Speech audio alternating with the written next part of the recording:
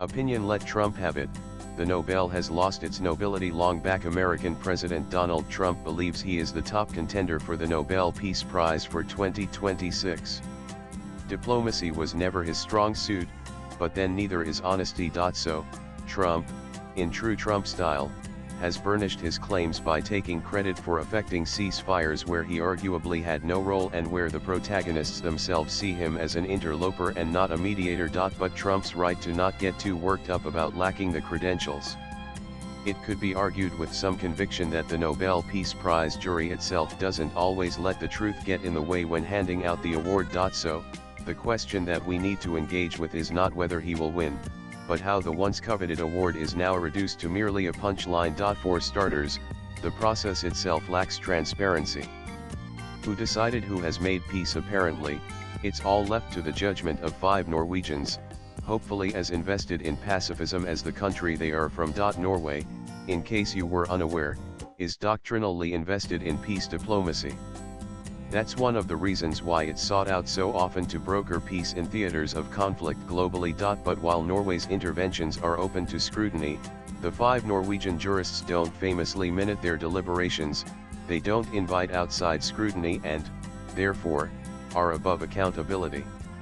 Even the nominations for the Nobel are sealed for 50 years. Given the opacity that shrouds the process, it's hard to comprehend why, for instance, Mahatma Gandhi, apostle of peace to swathes of humanity, hasn't ever won the Nobel for Peace. The self-abnegating privations of the world's most peaceful revolutionary led to the collapse of the British Empire that ruled over an area of darkness over which the sun ironically never set. Mahatma, a slightly built Indian man armed with nothing more than the moral and metaphorical lathe of nonviolence, inspired Nelson Mandela, Martin Luther King Jr. and Barack Obama. All 3 disciples incidentally won the Nobel, but not the guru. Henry Kissinger, the Cold Warring career Mandarin, has shockingly won. The Vietnam War he supposedly stopped rolled on.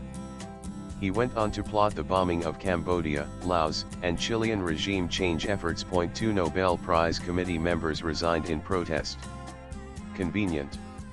Wouldn't it have been better to resign after reforming the process? Had they, Obama, the European Union, Arafat, Paris, Rabin, and Ethiopian PM Abiy Ahmed, to name but a few, may not have won the Peace Prize at all. Swipe left for next video today.